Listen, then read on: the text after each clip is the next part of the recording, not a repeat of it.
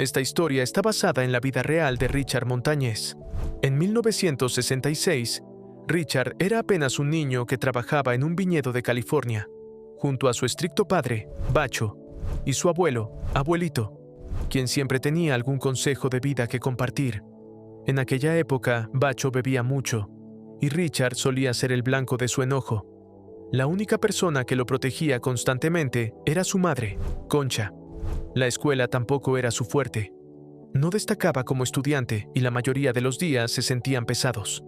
El único momento que iluminaba su vida era cuando estaba cerca de una chica que le gustaba mucho, Judy, quien además era su mejor amiga. Un día, Richard llevó a la escuela un burrito preparado por su madre. Un compañero le dio una mordida y quedó encantado de inmediato. En ese tiempo, los burritos no eran tan comunes como hoy, por lo que ese sabor resultaba algo especial. Incluso siendo niño, Richard ya tenía un instinto natural para los negocios. Comenzó a vender los burritos de su madre a 25 centavos cada uno. La noticia se difundió rápidamente. Los niños hacían fila e incluso discutían por conseguir uno. En poco tiempo, Richard logró ahorrar tanto dinero que llenó un frasco entero con monedas. Orgulloso de su logro, utilizó ese dinero para comprarle a Judy varios de sus chocolates favoritos. Sin embargo, ese pequeño éxito no duró mucho. Richard terminó siendo arrestado simplemente porque asumieron que un niño como él no podía haber conseguido tanto dinero de forma honesta. En los años 60, los mexicoamericanos de piel morena enfrentaban discriminación constante, y Richard quedó atrapado en medio de esa realidad. A partir de ese momento, su vida comenzó a desmoronarse. Conforme fue creciendo, robar dejó de ser un error ocasional y se convirtió en una forma de sobrevivir. Con el tiempo, se involucró tanto en ese mundo que llegó a liderar una pandilla. Judy, ahora su novia, también terminó arrastrada a ese entorno. Todo cambió cuando Judy descubrió que estaba embarazada. De pronto, el futuro se volvió algo real e ineludible. Ella sabía que no podían seguir viviendo de esa manera y no quería que su hijo creciera rodeado de crimen. Le suplicó a Richard que cambiara, que se convirtiera en un mejor hombre para su familia. Richard deseaba hacerlo, pero salir de ese estilo de vida no era sencillo.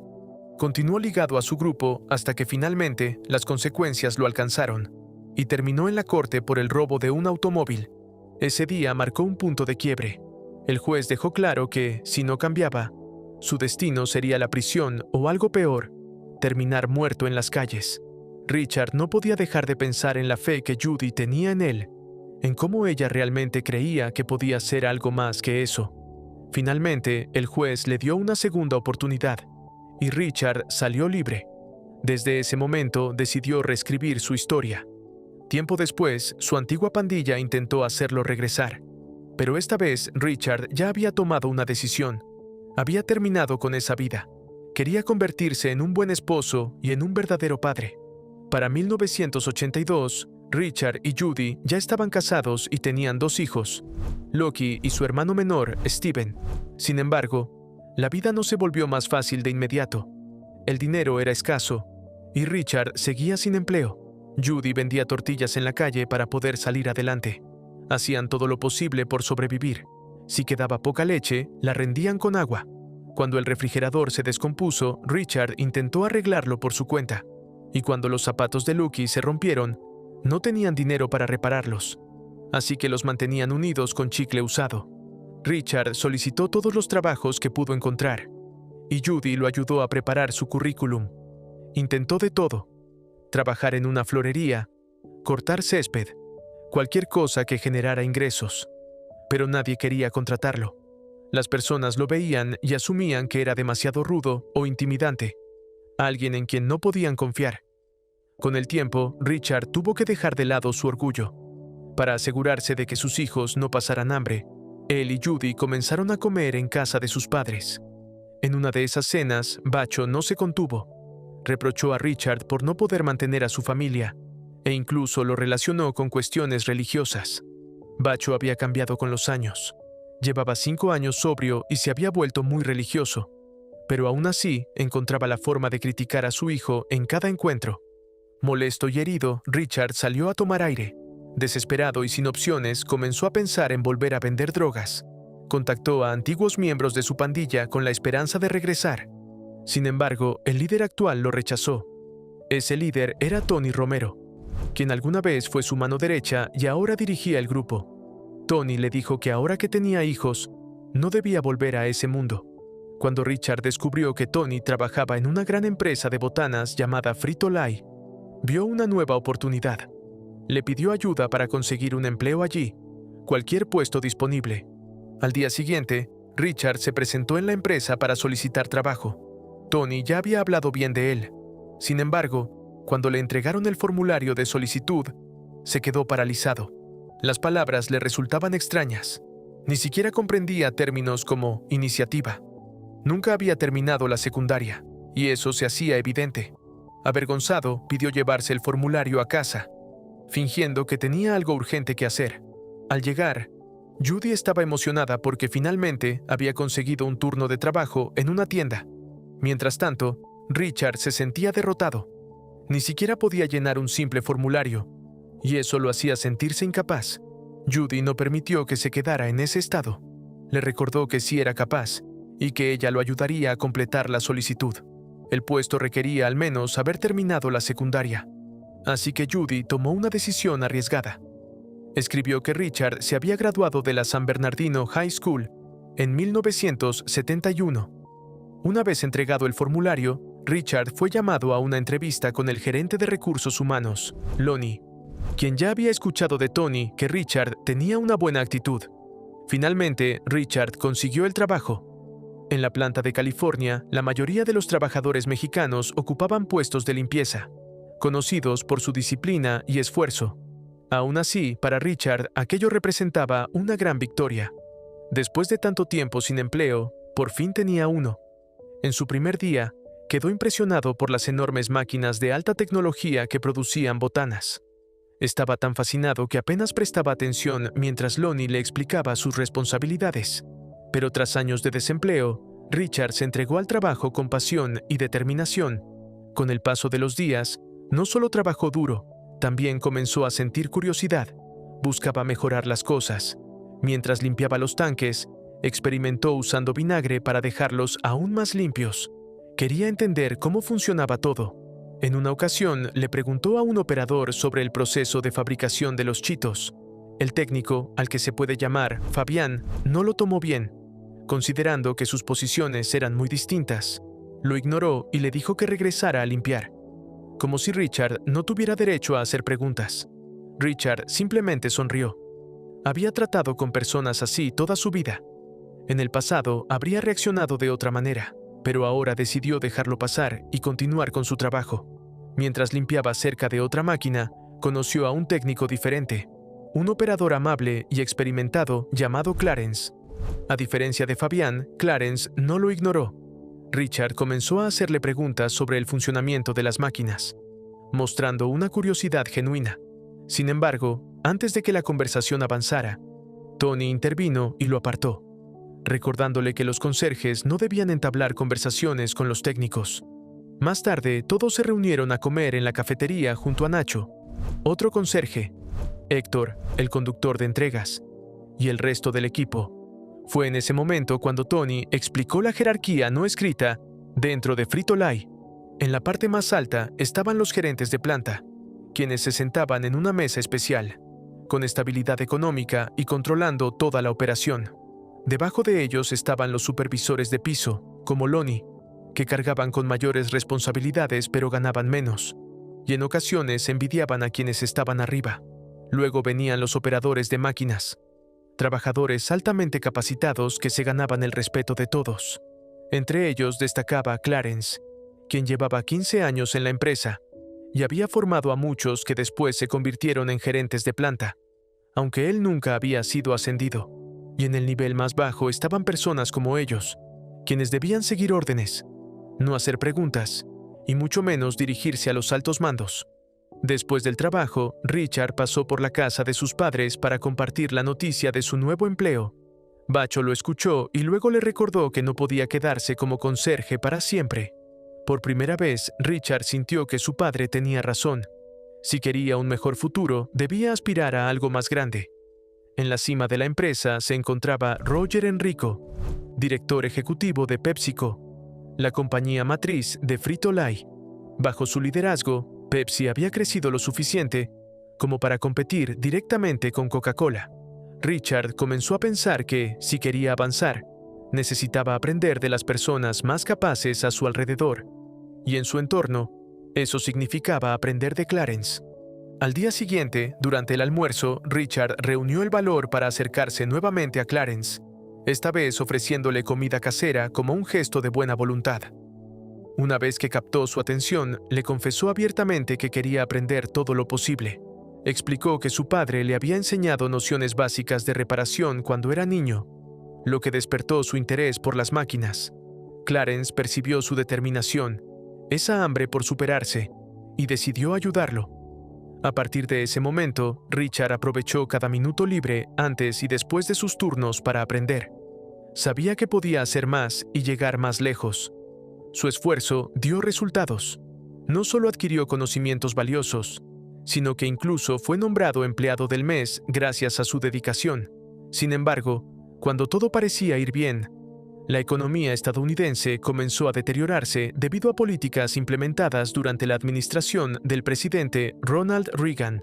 El impacto se prolongó durante años, llegando hasta principios de la década de 1990. Las empresas enfrentaban dificultades. Las familias sufrían y Frito-Lay no fue la excepción. Las ventas cayeron drásticamente. Comenzaron los despidos y la competencia se volvió más intensa. En un punto, Richard estaba tan comprometido con la empresa que incluso llegó a trabajar sin recibir salario. Para levantar la moral, Roger Enrico lanzó un video motivacional que todos los empleados debían ver. La mayoría estaba cansada de ese tipo de discursos. Los sentían vacíos. Pero Richard sí prestó atención. Roger reconocía que la economía atravesaba un momento complicado y que la empresa enfrentaba grandes desafíos, pero también insistía en que en toda crisis existía una oportunidad. Ese mensaje despertó algo dentro de Richard. En lugar de desanimarse, se sintió motivado.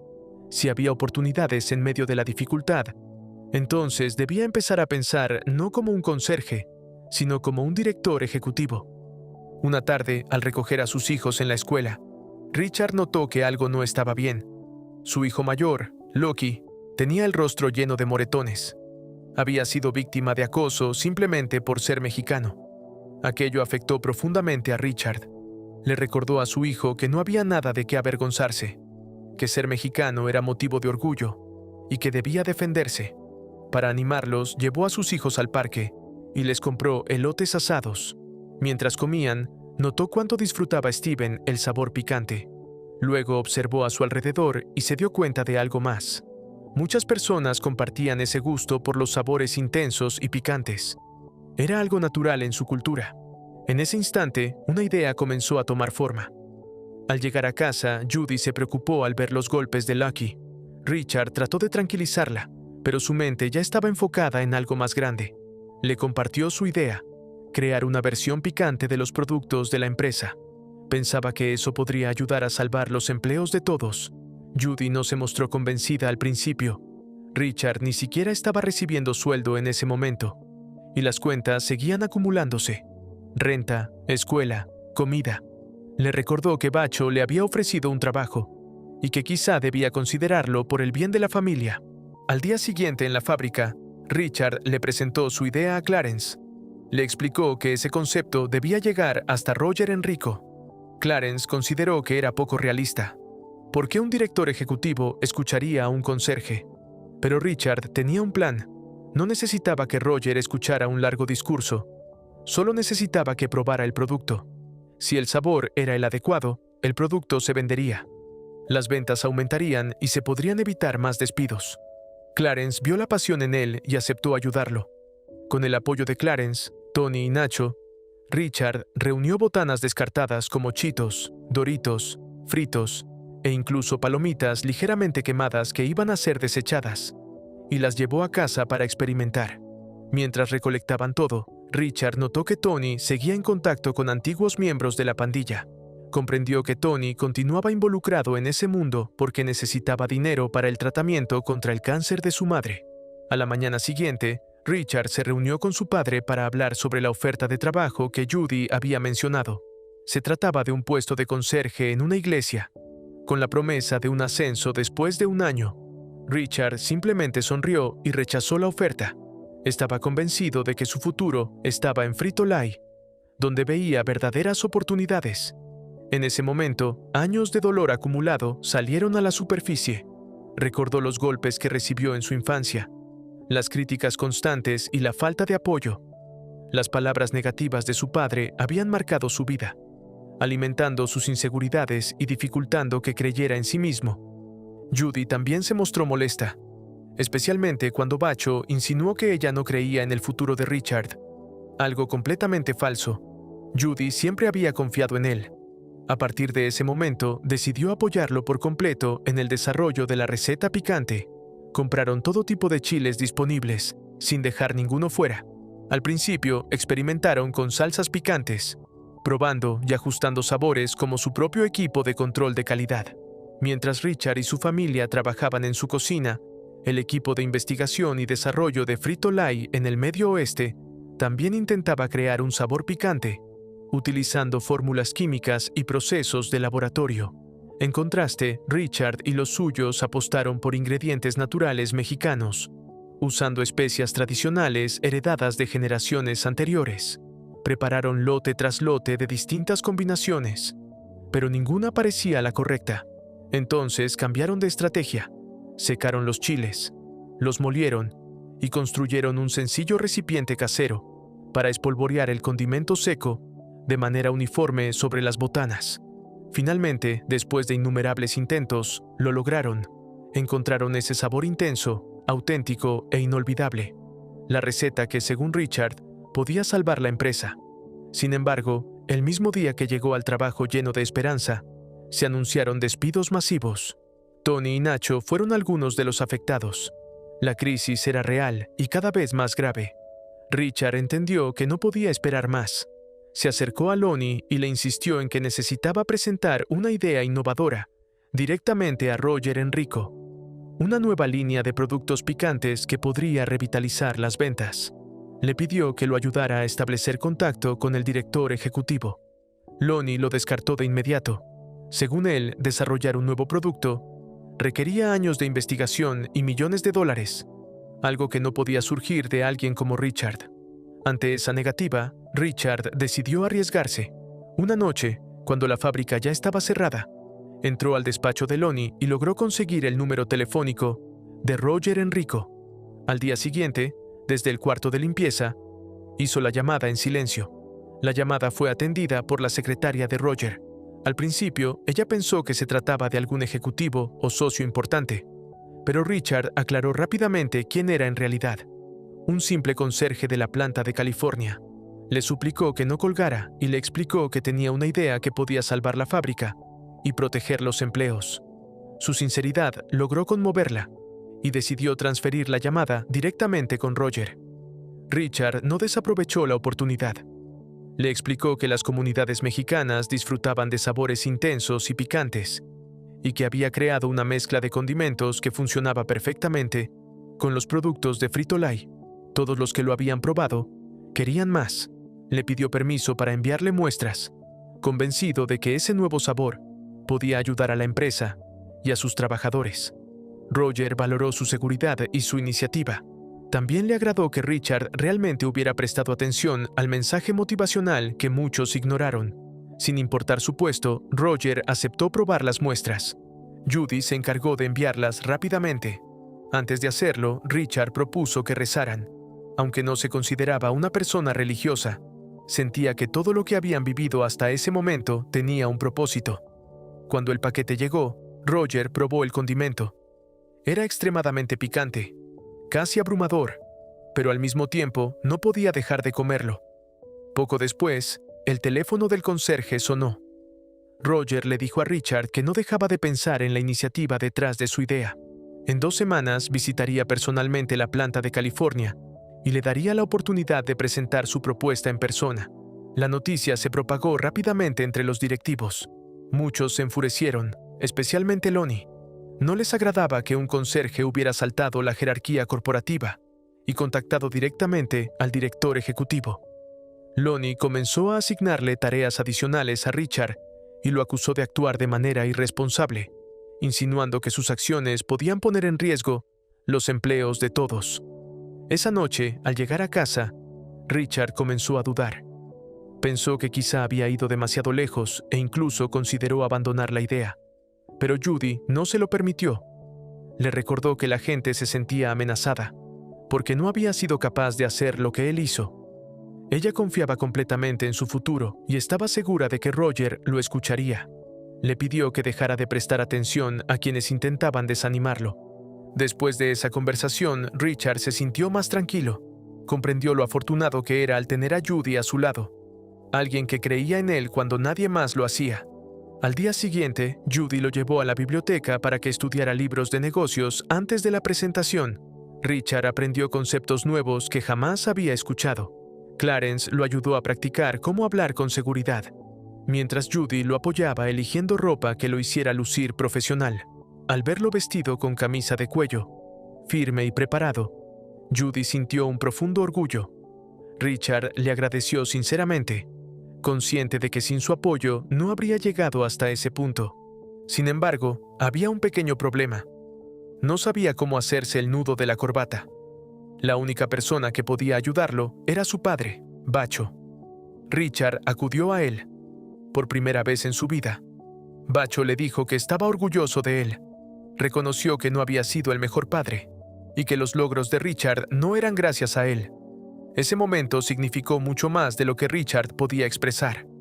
Cuando llegó el día en que Roger y los ejecutivos visitaron la planta, Richard estaba listo. Llevaba su traje y había preparado su presentación. Pero al ponerse frente a todos, las cosas no salieron como esperaba. Tuvo dificultades con el proyector y se trabó al intentar usar el lenguaje empresarial que había memorizado. No se sentía natural, así que decidió detenerse. Apagó el proyector, encendió las luces y optó por hablar con sinceridad. Explicó que las personas estaban cansadas de los mismos sabores de siempre. En cambio, las comunidades mexicanas crecían rodeadas de sabores intensos y variados. Estaba convencido de que unas papas con sabor a chile podían aumentar las ventas de forma significativa. Reconoció que no era un hombre de negocios ni dominaba términos técnicos, pero entendía a las personas. Sabía que el sabor podía conectar con recuerdos. Para él, ese condimento picante no se trataba solo de intensidad, sino de hacer que la gente sintiera que estaba probando algo que les recordaba a su hogar. Al terminar, Roger le agradeció y señaló que había aportado una idea valiosa. Uno de los ejecutivos, Finley, mencionó que el equipo de investigación del Medio Oeste ya había desarrollado un producto picante. Aún así, Roger decidió confiar en su instinto. Quería apostar por la receta original de Richard, creada junto a su familia. Poco tiempo después, se produjo el primer lote de Cheetos Flaming Hot, 5,000 cajas listas para salir al mercado. El sabor era ligeramente distinto al de la versión casera de Judy, pero Richard se sentía orgulloso. Su idea se había convertido en un producto real. Clarence y Héctor también se sentían orgullosos de él. Sin embargo, los días pasaron y las ventas no fueron las esperadas. Los Cheetos Flaming Hot no se vendían. Finalmente, todo el lote fue retirado. Finley sugirió que incluso la planta de California podría cerrar, ya que el producto no estaba conectando con los consumidores. Richard quedó devastado. Se culpó a sí mismo, pensando que su idea había empeorado la situación. Pero Clarence le recordó que ya no era el mismo de antes. Era una persona decidida, valiente, curiosa y siempre en busca de mejorar. Lo animó a no rendirse y a encontrar una solución. Esa noche, mientras Richard pensaba qué hacer, la luz se fue en su casa. La familia se reunió alrededor de la mesa en la oscuridad. Fue entonces cuando Lucky hizo una observación sencilla pero poderosa. Nadie había visto publicidad de los nuevos Cheetos picantes. Otros productos estaban en todos lados, pero estos no tenían promoción. En ese instante, Richard tuvo otra idea. Contactó a antiguos conocidos de su pandilla y pidió su ayuda. Si la empresa no iba a promocionar el producto, ellos lo harían por su cuenta, llevándolo directamente a las calles con una estrategia de marketing independiente. Frente a todos los trabajadores de la fábrica, Richard les recordó algo importante. el producto no estaba fallando porque a la gente no le gustara, sino porque aún no lo conocían. Nadie lo había probado. Con la planta en riesgo de cerrar, motivó a todos a luchar por sus empleos, a poner los Cheetos Flaming Hot en manos de la mayor cantidad de personas posible y demostrar que no eran un fracaso. Ese mismo día comenzaron su propia campaña, llevando el producto directamente a la comunidad. Poco después empezaron a llegar los primeros reportes. Los Cheetos Flaming Hot estaban teniendo un éxito explosivo en el sur de California. Las ventas crecían rápidamente. Finley sugirió que podía tratarse solo de un aumento temporal, o incluso de un error. Incluso insinuó que tal vez la empresa debía alejarse de una idea que había surgido de un conserje. Pero Roger lo veía de otra manera. Roger creía firmemente en apostar por las ideas con visión, y en ese momento, la de Richard tenía todo el sentido del mundo. La población latina estaba creciendo, y muchas de esas personas disfrutaban de sabores intensos y picantes. Poco después, Roger llamó a Richard con una noticia enorme. La empresa necesitaba producir 5 millones de cajas adicionales de Cheetos Flaming Hot para cubrir la demanda. En tan solo 6 meses, las ventas se dispararon. La fábrica volvió a operar con normalidad. Antiguos empleados como Tony y Nacho fueron recontratados. Clarence, después de años de esfuerzo, finalmente fue ascendido a gerente de planta en Bakersfield. Richard se sintió sinceramente feliz por él, aunque en el fondo también se preguntaba si algún día llegaría su propio ascenso, ya que siempre había soñado con convertirse en operador de máquinas, como Clarence en su momento. Un día, Lonnie le pidió a Richard que limpiara la sala C en el 6º piso de inmediato. Cuando Richard llegó, encontró a Roger esperando afuera. Le explicó que acababa de terminar una reunión en ese lugar, donde había compartido la historia de Richard con colegas y clientes. Su historia le recordó a Roger su propia vida, cuando de niño jugaba cerca de minas soñando en grande, sin imaginar que algún día llegaría a la cima. Roger creía que las personas inteligentes invierten en la visión y había decidido hacer su siguiente inversión. Entonces retiró una tela que cubría la puerta y reveló una nueva placa. La sala C ya no era solo una habitación más, era la oficina de Richard.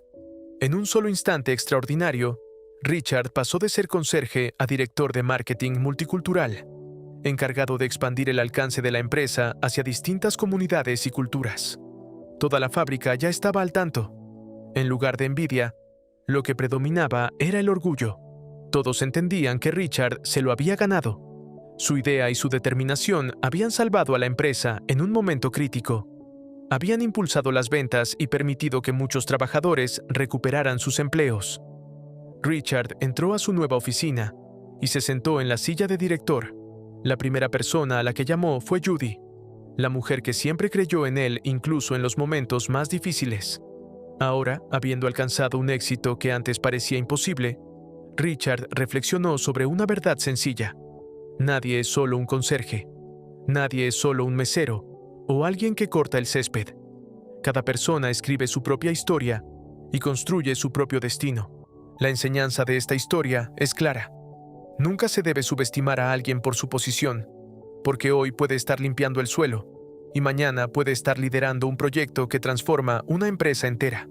Espero te haya gustado el video.